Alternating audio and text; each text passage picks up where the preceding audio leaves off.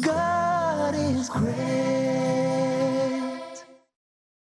Assalamu alaikum wa rahmatullahi wa barakatuh. Bismillah ar-Rahman ar-Rahim. Alhamdulillah wa salatu wa salam wa rasulillah. Dear brothers and sisters, inshallah you've had an amazing day, a great time, and thank you for joining us again. We are discussing great topics of highly importance to you, the viewers, our dear brothers and sisters, Muslims in the 21st century, Muslims who have issues, Muslims who are faced with changes, societal pressures, and so on. And if you are just joining us and you missed our previous shows, we've talked about the ideal Muslim family. We've talked about the ideal husband, ideal wife. We've talked about the ideal children and so on in general. And now today we will talk about the ideal offspring, son, daughter, and so on. And of course, this is such a highly important topic. And I'm sure that a lot of you have wondered, what does it take to be the ideal son, the ideal daughter? What does it take to have ideal children if you are parents and so on? And to join me today, as always, in our shows, to share this topic with me, Sheikh Asim al-Hakim, Assalamu alaikum wa rahmatullah, Sheikh Salim al-Amri, Assalamu alaikum wa rahmatullah, and Sheikh Dr. Ahmed ibn Saifuddin, Assalamu alaikum wa rahmatullah. How are you today? I'm fine. Alhamdulillah. Well. Let us start with this question. What does offspring mean in the first place? Just to define, is there a technical difference in Islam versus what we generally know or not? Let's start with Dr. Ahmed. Bismillah ar-Rahman ar-Rahim. Alhamdulillahi Rabbil Alameen. Wa salawatullahi wa salamuhu ala Sayyid al-Anbiya'i wal Mursaleen Nabiyyina Muhammad wa ala alihi wa ashabihi wa tabi'ina lahum bi ihsanin ila yawmiddin. Amma ba'd. Relationships in Islam are normally based on different levels. We start with relatives, those that are connected with a person by blood relationship. Then we do have a second level, which is the relationship by marriage relationship. And then we have the connection through the belief, the iman. So the brotherly relationship and sisterly relationship between believers, men and women, under the shade of Islam. And then we connect with the rest of the world as humans because we are all the sons and daughters of Adam and Eve. But then, of course, when we go from the larger connection or the bigger one to the small one, the most near to you are the ones who have more rights upon you. Talking about the relatives. And when we talk about the offsprings, we talk about the father and the mother, and then anyone having relationships based on your relationship to the mother and the father, meaning that on your mother's side, on your father's side, you have relatives. You have brothers and sisters coming from the same father and mother, or from the same father, or from the same mother. So it could be on both sides, Right. or half, as we call it in English, half brothers, half sisters. Or we have the relatives from the father's side, such as your grandfather, grandfather, you have your uncles, and then you have your own grandchildren coming from your father's side. Then we have on the mother's side, we have the grandmother, you have the aunts, and then you have, again, the grandchildren coming from your mother's side. Those are normally the relatives. We don't talk about arham or ashar. Well, normally the difference in the fiqh discussion address the issue of those that are related to you by blood, not necessarily by marriage relationship. Although there is some connection in this respect regarding the relationship. But when we talk about the offspring, I think today we are concentrating on the children, Right. on the sons and daughters of a mother and a father. Jazakallah khair. Sheikh Salim, when we're talking about offspring, what's the importance? I believe the word sometimes used in fiqh is lineage, right? Am I correct in saying that? It's Lineage? nasab. Nasab, right. Nasab, genealogy, yeah. Right. Why is that important in Islam? Yani, if we want to just to add more to why is lineage important in Islam? Okay. Bismillah wa salatu wasalam ala rasulillah wa ala alihi wa sahbihi wa man wala wa man ittaba'a huda ila yawmiddin, amma ba'd. Before answering this question, the offspring, which is the dhurriya, okay, known in Arabic as dhurriya, No. And as we know that the very purpose of the marriage is not the fulfillment of one's needs. It is the continuation of the human race. That's the purpose of it.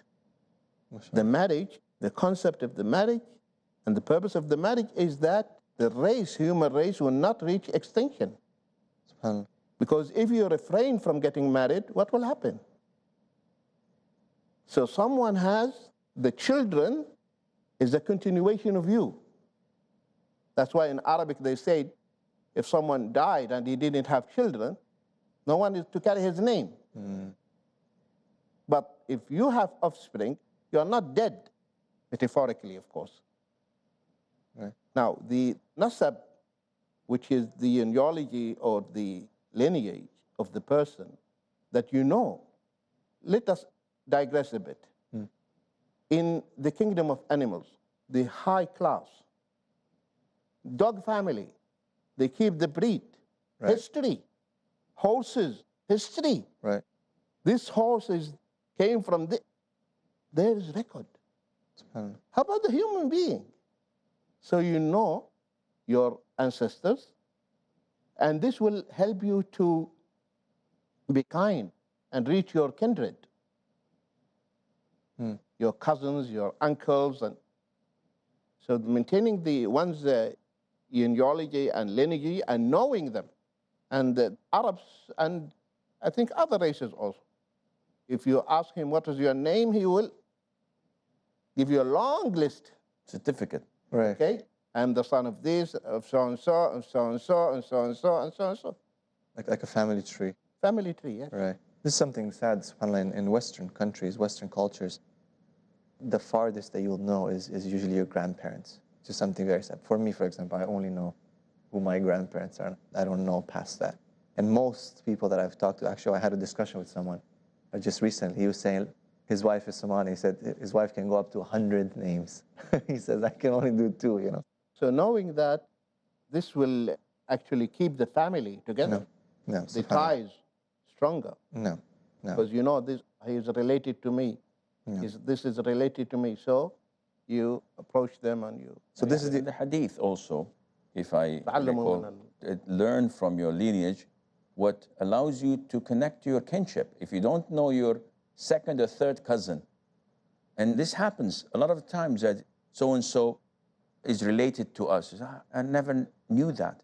Yeah, he's related to us through this person, that person. But even the issue of lineage is found in Europe, in some old traditions, families. They still keep their family tree and they know where they are coming from. However, it is not something praiseworthy in Islam, because if it gets out of proportion, then it becomes a cause of arrogance. So what is it? If you're born white or black, this is Allah's decree upon you. So offspring is very important, and to know, and obviously this is carried through, you know, daughters, sons, and it's important for identity, but not to boast or for pride or anything like that. Type. Let us start now with, obviously the topic is the ideal offspring, son, daughter. What is our measuring stick? What's our reference? Where do we start from? If I may just, before you go to answer that question, I think what Sheikh Asim points out is very, very important. Nowadays, particularly in some societies, there's so much emphasis on the lineage in order to somehow look at others with a lower degree and seeing others below you in status. And remember, in the glorious Quran, Allah subhanahu wa ta'ala says, فَإِذَا أَفَضْتُم مِّنْ عَرَفَاتٍ فَاذْكُرُوا اللَّهَ عِنْدَ الْمَشْعَرِ الْحَرَامِ واذكروه كما هداكم وإن كنتم من قبله لمن الضالين ثم أفيضوا من حيث أفاض الناس واستغفروا الله. Then until the ayah comes, فاذكروا الله كذكركم آباءكم أو أشد ذكرا. So remember Allah subhanahu wa ta'ala after you're done with all your Hajj rites and rituals. You need to remember Allah as you remember your fathers, because in the earlier times, in the ignorance times, the Arabs used to go and talk about their own fathers and what they did, boasting about it, thinking that they have this negative sense of pride in their own fathers, rather than to talk about what they had done to serve humans rather than to boast about this and to look down upon others, thinking that I am better than them because I came from that particular lineage. Yes, we understand that those who are noble in status are fine. That's okay. That's a great thing to do, because during that time, the Qurayshite, because they are the tribe of the Prophet, peace be upon him, they were noble. Even the lineage of the Prophet, peace be upon him, came from that real great lineage until coming to Adam. And he said, Ana al-Karim ibn al-Karim ibn al-Karim ibn al-Karim. I came from that lineage, and these parents who are the sons of that great parents and so on and so forth. Through legitimate marriage and not a single... Exactly. I think that's the point regarding the legitimate marriage, is that because there is no other way that is accepted in Islam except through marriage to have this continuation of the human race. MashaAllah. Without that, that's why it can be understood in both the negative and the positive side. We need to emphasize the most important thing, which is the positive side, to understand where you're coming from in order to connect to your kinship, in order to reach out to people who are from the same blood or closer to you in the same blood, in order to reach them and to connect with them and to be kind to them. MashaAllah. Jazakumullah khair. We're going to take a short break. We'll be right back. God is great. A friendly message by Dr. Zakir. The Islamic bomb. Islam comes from the Arabic root word salam or salam, which means peace. It is also derived from the root word silm, which means to submit your will to Almighty God. People who worry that one day nuclear weaponry will fall in the hands of the Arabs, they fail to realize that the Islamic bomb, the bomb of peace, has already been dropped. It fell the day Prophet Muhammad, peace be upon him, was born. Peace TV, the solution for humanity. Peace TV presents over 100 million viewers at one of the largest peace conferences in the world, addressing a sea of spellbound spectators. Over 30 world-renowned orators on Islam with credentials impeccable. The truth of Islam. Deen is your way of life. It is our duty, our obligation. By following the Quran and Sunnah, we will give the message to one and all. With articulation exquisite. Read the book of Allah. Islam is the easy way. It's the simple way. Remind each other. The Muslim is not a source of harm for other people. Collaborate with the people for good. This is the call of Islam. With the mission of spreading the truth of Islam. Do what you can to spread the word of Islam. Wherever we are, live like Muslims. Use your power. Allah is saying, why do you need anything else? This Quran is self-sufficient. The only book on the face of the globe, the Quran. How a human being should lead his life is given in this instruction manual, the glorious Quran. For peace to prevail on earth in Peacemakers. Next on Peace TV.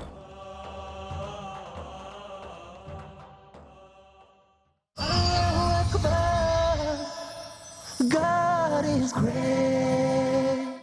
Assalamu alaikum, welcome back. We were talking about the ideal offspring, and we introduced the topic by talking about the importance of offspring and the importance of lineage. And our guests were talking about that lineage is something that connects people and is something very important. However, it should not be taken to an extreme where people boast and they're proud. And Islam came to make sure that it contains that and gives people a proper perspective on lineage. And the most important thing is obviously that we are all coming from Adam and we're all human beings. And as Allah tells us in the Quran that the best among us is the one who's best in taqwa, being God-fearing. Okay, let's move now to talking about the ideal offspring. So first of all, what is our measuring stick? What's our yardstick? What do we look at when we want to see and follow or the ideal offspring, be it son or daughter? Sheikh Salim, what do you think? Alhamdulillah, but before we talk about the offspring, okay, and I expect to have ideal offspring, I have to prepare and pave the way to have that ideal offspring, which means the child in Islam, he has rights before coming into being. Okay?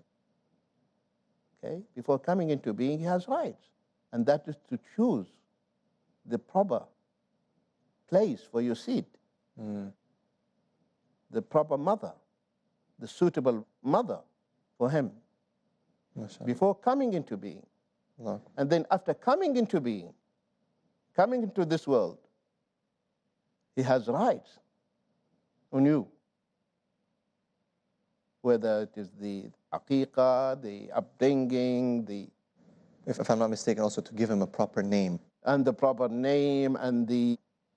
So a list education. Of education, discipline. Maybe this should have been the ideal father. That would have been appropriate to talk about. This is the right of that child. So if I give the child all his rights, then inshallah, the fruit, I will pick up the fruit. Okay, the result. So the ideal child, for example, I remember now that the father who came to Sayyidina Umar ibn Khattab radiyallahu anhu, complaining about his son, about that he's not dutiful, he's not this, he's... The child said, ask him, Amir Mu'mineen, ask my father, what is my name? Subhanallah. He said, what is his name? He said, Ju'ul. Ju'ul is the dung beetle. The beetle that rolls the dung. Yes. He said, you were undutiful to him before he became undutiful to you. And his mother as well was a slave, and a number of things. So giving the child his rights so that later on, inshallah. If I might add, just for clarity, is preparing the path and giving the right circumstances for him to be able to be ideal. Of course. Right? So you give him whatever needs to be given, and then of course, and he takes off from there. Yeah. But if there's no takeoff place or a proper paved way, then obviously it's crash. And also putting in mind that we're talking about what is normal. Bearing in mind that even if you do whatever you do, it's at the beginning and at the end, Allah's will. We know that Nuh, peace be upon him, was one of the great-willed messengers of Allah, one of the 5. And yet his son died as a disbeliever. So was it Nuh's mistake? He did everything. No, he did his due diligence. This is something very important. Do you mind elaborating a bit on it? Because a lot of brothers, sisters, parents, they tend to start blaming each other when the son or the daughter goes astray. Is that correct? Well, if we go into this, it's like opening the Pandora box. Right, if you want. See, I suffer a lot from this because when I talk with my children, we have a lot of discussions saying that our time is not like your time. And there are so many restrictions now you're putting on my sisters that you used to put on us, which are not suitable now. And the mother of the girls and myself, we discuss about this so often because the children have this ability of persuasion, of putting you under pressure. It's like this cat, when you look at it, and it gives you that look that breaks your heart. Girls and the boys usually know how to tackle their parents in a way. And at the end of the day, akhi, the answer is not emotional. The answer is very logical and realistic. What does Allah want of us? So you say that I used to tell you it is not halal to listen to music and to watch movies and soap operas. The ruling is the same because this is religion. Yes. Now, it is different whether to, okay, would I give you a mobile phone when you are 18 years of age, when you graduate from high school 10 years ago? Okay, yes, this was the norm. Now it's maybe like 14 years of age. So this is not halal haram, but the type of mobile phone makes a difference. So would I give my 14-year-old child a Nokia that is like basic on and off, or a smartphone where they can browse the net, app stores, and all the whole 9 yards. These things do not differ. So at the end of the day, you do what Allah tells you to do with diplomacy, with kindness, with love, but never cross the red lines because the generation is different. Halal is halal, haram is haram. No, subhanAllah. This is something very important. Well, I think it's very important to have a balance in this regard. And as you expect from your child to be a reasonable person, a person of commitment to the deen, you have to show them the example.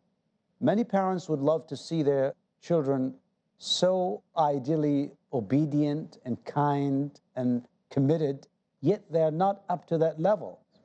Now, there is going to be a problem here because, you know, they said, well, I'm following you. I'm taking you as an example. And normally, at an early age, a father is the ideal human being for a child, and the mother is the ideal human being for a daughter. That's why you need always to watch for this. And if you, for some reason, are not fortunate to have enough knowledge, or you're not so committed, you try to connect that child to an environment where this child can learn the right behavior, take the right attitude, meaning choosing the environment, the correct environment. Of course, I can watch within my house what goes on there. I can prevent bad things from taking place here. But is that enough? Well, the child would have to go to school. The child would have to go and play with peers and other children. Relatives. He has to go to the street. He would visit relatives and would travel at times. Well, we have to choose, because nowadays we can see that there are children who go to the extreme and they can adopt certain ideas where they go with groups who are even not really understanding Islam truly and properly, and therefore they fall into extremist ideas and extremist actions, and they may adopt the idea of revolutionary ideas, wanting to go and change the world by power.